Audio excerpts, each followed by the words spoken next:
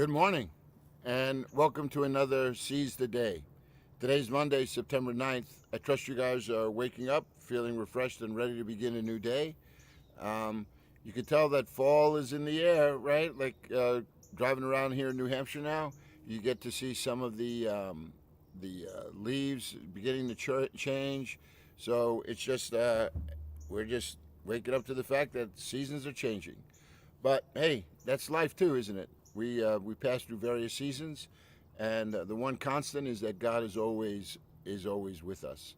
So I trust that you're ready to begin another day, seizing this day, and we get to spend a morning together looking at a new psalm today, Psalm 127. This is part of the Songs of Ascent.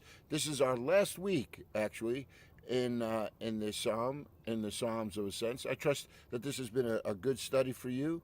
Um, Poetry is not always something that we regularly do as we open up the scriptures, but so much of the Bible is written in Hebrew poetry, and it's good to learn how to read some different genres. I hope some of those lessons have sunk in. The conciseness of language, the emotive use of language, so that while we take the Bible seriously, um, he poetry is meant for us to gain a sense of the concepts that are being brought forth, right? The major themes. You're not going to read poetry like you read a recipe book, right? Because in a recipe, if it calls for a teaspoon of salt, it's a lot different than just a half a cup of salt, right? And so you're paying attention to all those details. Where in Hebrew poetry, like most poetry, very often concepts and truths are being placed in very emotive, concise language, oftentimes in parallel with each other, so that meaning is kind of hidden in these broader concepts. So I think of so many of the psalms that we've looked at already, and today is going to be no different in that regard.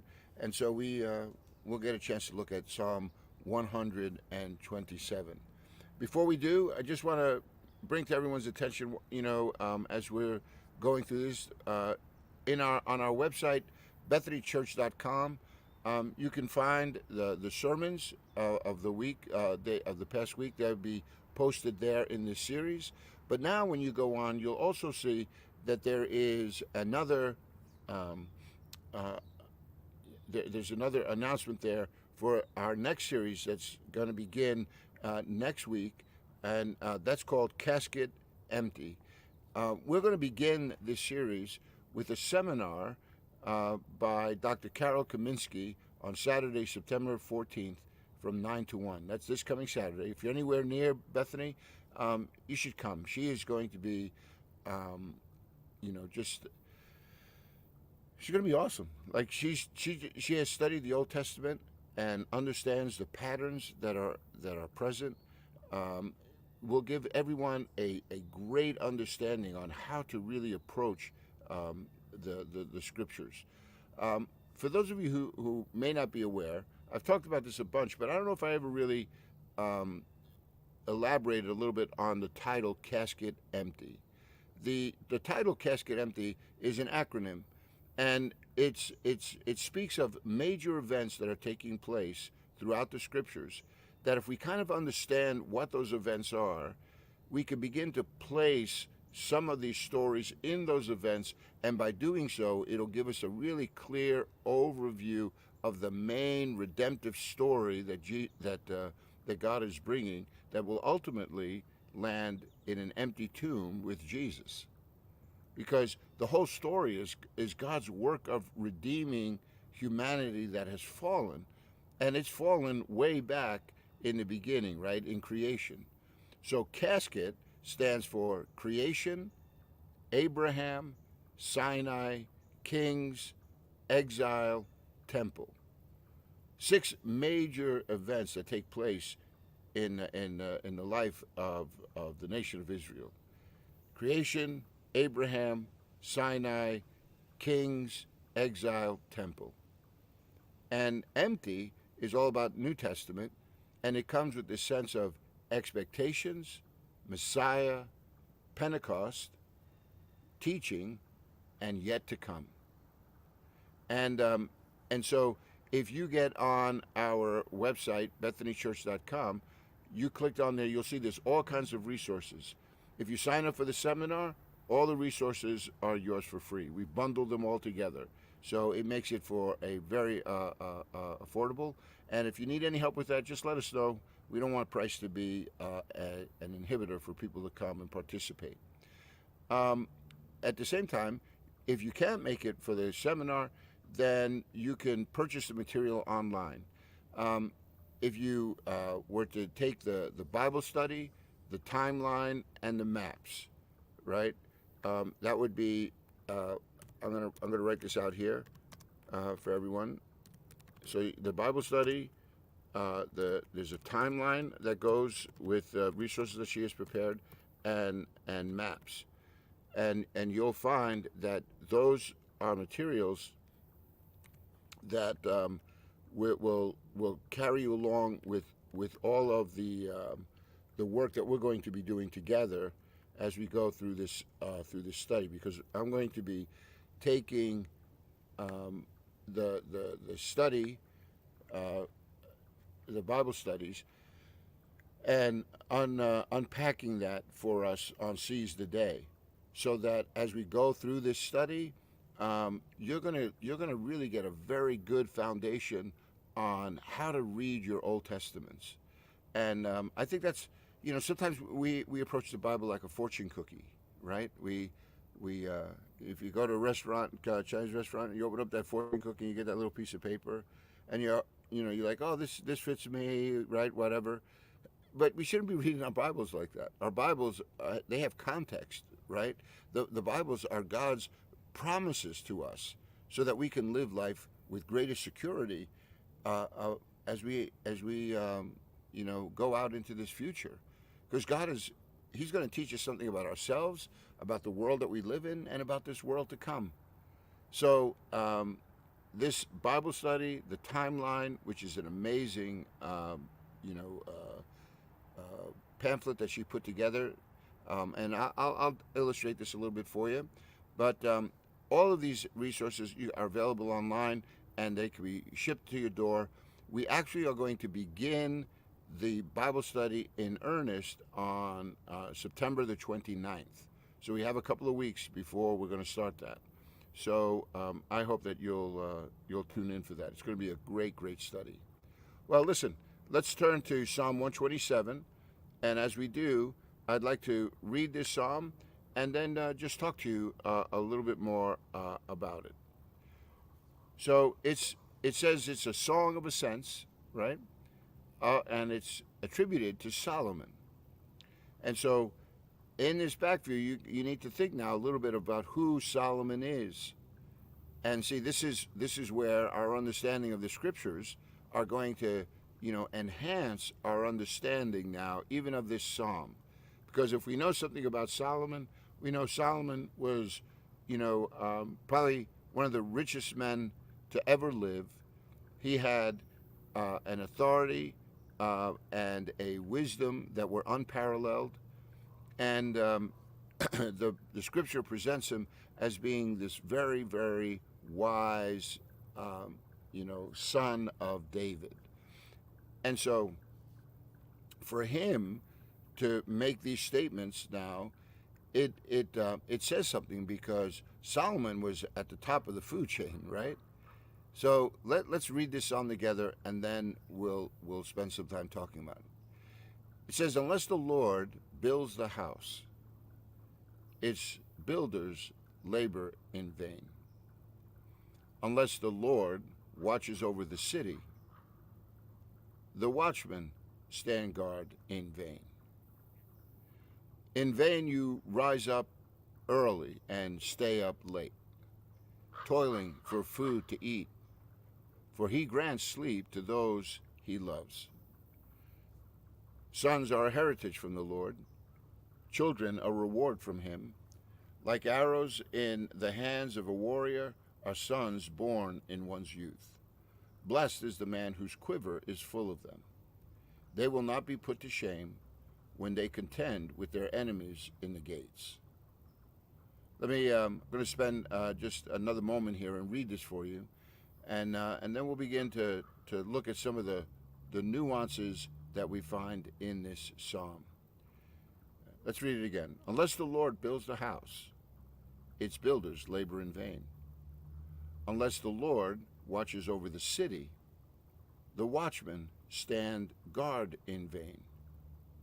In vain you rise early and stay up late, toiling for food to eat, for he grants sleep to those he loves. Sons are a heritage from the Lord, children a reward from him. Like arrows in the hands of a warrior are sons born in one's youth. Blessed is the man whose quiver is full of them. They will not be put to shame when they contend with their enemies in the gate. All right. So as I mentioned, like Solomon was one who, who was very, very familiar with getting his own way and having all of his options. There wasn't really a huge dependency that you find with Solomon. Solomon was on, as I said, Solomon, was seated, on the top. It was other people who were, fulfilling his decrees and his desires. But now we have this text that is speaking to us of dependence. And Solomon now is in a position to recognize that God has to be a part of this equation. There was a great line that Pastor Dan used in his sermon yesterday. He said, the best way to make the most of your life is to trust God with all of your life. You catch that? The best way to make the most of your life is to trust God with all of your life. It's a psalm, really, of dependence. You see, we're going around building the house. We're out there, laboring. We're out there, watching over the cities, right? Putting our watchmen to stand guard. We're rising up early and staying up late just to get the necessities that we need for this life. But you realize that this psalm is telling us that unless the Lord is behind all of those actions, you notice that it just winds up being labor in vain or standing guard in vain. All of this says that it amounts, not to this dependency that we find being underscored in this psalm for us today. There's another thing too that I just want to, at a 1,000-foot level, as you look here, you begin to see man's actions and how dependent we are upon God for them, right? And the other thing here is you begin to also see that verses 3 to 5 seem to be out of sync a little bit with 1 and 2. How do you bridge this gap between these two two sections in this psalm? I mean, we're talking about building a house. We're talking about watching over a city. We're talking about the toil that we put into making sure necessities are being met. And all of it is done in vain unless the Lord is a part of that. That it is the Lord is the one who is blessing here.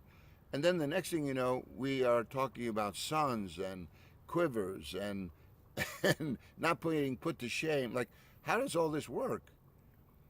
If I could suggest this to you, I'd like for you to recognize something here, and that is that one of the ways to reconcile these two portions in our psalm is to recognize that 1 and 2 is proposing truth for us to consider, And verses 3, 4, and 5 are now being presented as an illustration of that truth, right?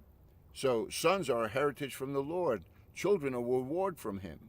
In other words, can we could do our part to try and have children, but if you've ever had that experience of perhaps trying to get pregnant and how difficult that could be, then you recognize, boy, this isn't just up to me. I could do all the right things, but it's not working. In my family, um, uh, Cindy, um, it took us quite Jared, our first child. It was it was a surprise. We both could not believe that Cindy was pregnant. We were married for just about 6 months, and Cindy became pregnant. But the other three that came, they she had to take like Clomid, just a jump start to get her ovaries going, and it required some intervention here. But we wound up with 4 sons, so for that I am grateful. But the point that I'm trying to make this morning with this psalm is that unless the Lord opened that womb, there's nothing that I could do to really make that happen. And so the sons being a heritage from the Lord, a reward from him, is saying to us again, unless the Lord is involved in this, it's not going to happen. And so you begin to read 1 and 2 then as statements that are now being illustrated in verses 3, 4, and 5. And so when I begin to think then about this, building my house, guarding my city, seeing my families grow, one way here that we're going to trust God with all of our life is to also perhaps to trust God with our futures, right, with our dreams. That was one of the points that Pastor Dan brought out in his message this week, that God is giving us this insight now that he has to be a part of all of those dreams, that we're being asked to let him shape those dreams. So we could all be about building our own house, right? In other words, we're all about building this life, and I think the poetry here is using the building of a house as a metaphor for building one's life, not just the structure of a house. Because look at verses 3, 4, and 5. They are also talking about this heritage, right? This gift that God is bringing into us. It has to deal with family, right? Like, look what it says in verse 4. Like arrows in the hands of a warrior are sons born in one's youth. In other words, those arrows, what are they good for? They're good for protection. They're good for going out and hunting, right? And now when you begin to look at your families that way, in those numbers, they are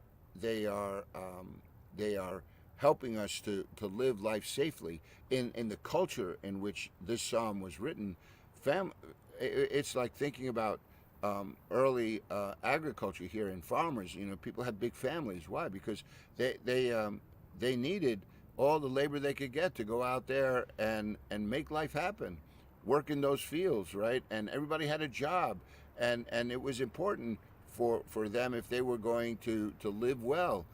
This rising early and staying up late, it's a part of this toil under the sun, but it also required families. Now, again, in major cities, we see that maybe not as as pointedly as you would when you were homesteading, right, and just trying to establish yourself on land. But in these days, families had a great deal to do with their survival, the way in which they were going to progress, and they saw those families as a reward from the Lord. So, trusting God then with our dreams, this building of a house, this watching over the city, it's going to require that God is a part of all of that dream. And it speaks of dependency. And if you think of that one word, that's a word that would encapsulate Psalm 127, recognizing our dependency before God, how we need Him in the midst of all of our plans. So what happens if you make plans and God is not a part of them? There might be certain levels of success, but at the end of the day, you're going to be, again, going back to the author of this psalm, we could be like Solomon writing his book of Ecclesiastes. What's one of the famous lines in the book of Ecclesiastes when he says, Solomon would say, there's nothing in all this life that I withheld from myself. I pursued paths that were filled with wisdom, with folly. Anything that my heart desired, I went after. And he says, and the pleasure that I received was in the doing, right? But he says, at the end of the day, when I looked at my life and what really transpired outside of those brief moments of experience, he says, it was all vanity. It was all chasing after the wind. It doesn't seem like I could really wrestle this to the ground. And that's exactly what this Psalm 127 is speaking about. We can get engaged in all kinds of pursuits and dreams, but unless the Lord is the one who is involved in that, an integral part of building those dreams, then we're missing a big part of this equation. Because God is the one who is ultimately in control. And God's dreams are the ones that are going to be fulfilled. That's why we look what happened in the nation of Israel when they would depart from God's ways. If you recall, remember when God brings the nation of Israel out of Egypt, and they're all camped in Mount Sinai, and Moses goes up to the mountain, and there he receives from the Lord the 10 Commandments.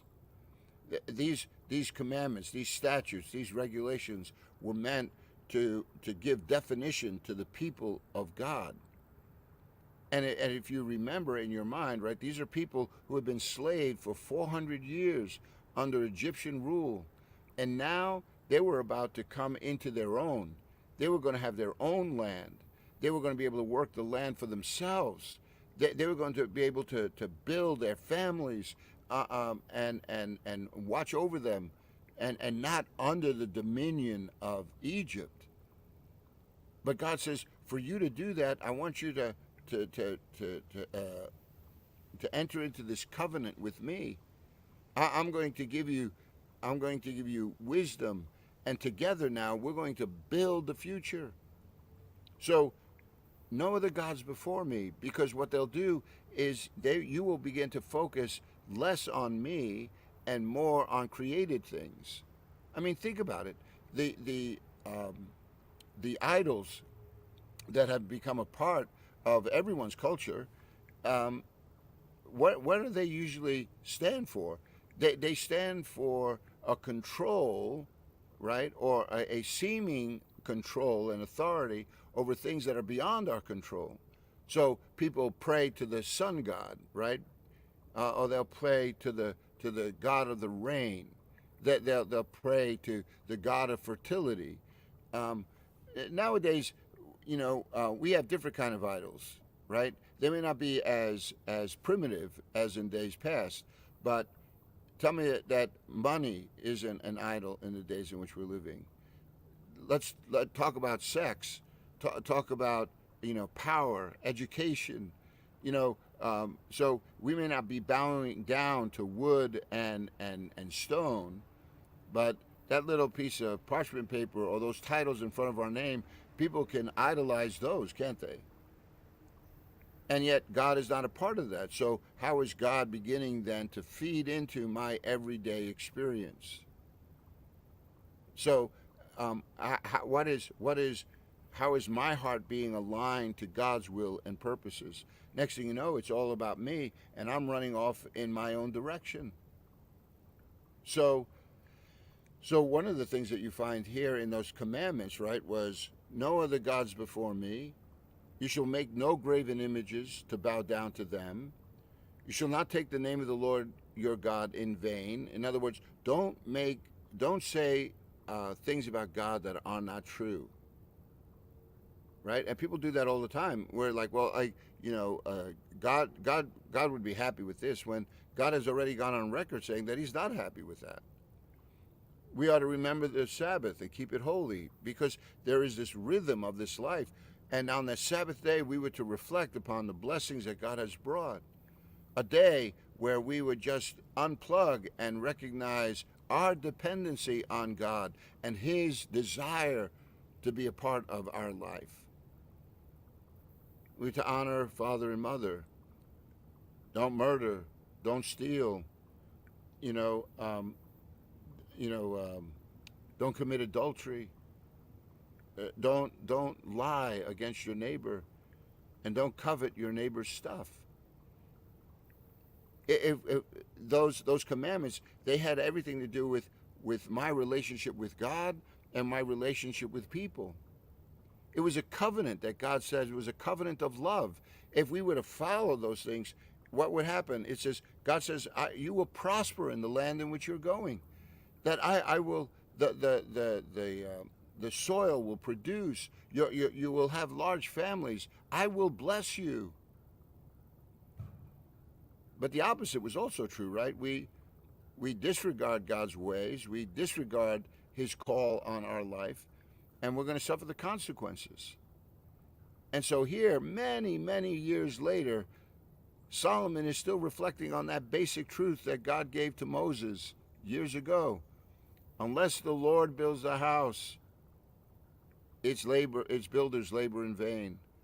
Unless the Lord watches over the city, the watchmen stand guard in vain. In vain you rise early, stay up late, toiling for food to eat, for He grants sleep to those He loves. You see, God is a part of this equation, and the sooner we understand that, it places ourselves in a position to walk in harmony with the God who gives us life and breath, the one who says, I'm going to take you from this life into the one to come. So Psalm 127 is all about a psalm of dependency, causing us to recognize that we need to trust God with our dreams and with our futures. So what I'd like to do is take that theme, and this week I'm going to play it out for you by looking at an Old Testament book that I think speaks to this whole issue of dreams. And it's a little book called Haggai, and it's towards the end of your Old Testament, and it has everything to do with this sense of dependency and trust. And I think we'll have some fun this week. So, good to be reminded of the position that we are to have before God, but I pray that by the end of this week, we will have had a chance to really reflect on the way in which our lives are reflecting that dependency with God. And you watch how He will bless you. My friends, thank you so much for being a part of our Seize the Day this morning. I hope these words encourage you. Thank you for joining me on this Monday, September the 9th. And Lord willing, we'll spend some more time again tomorrow. God bless, my friends. Looking forward to it. Remember, God is good all the time.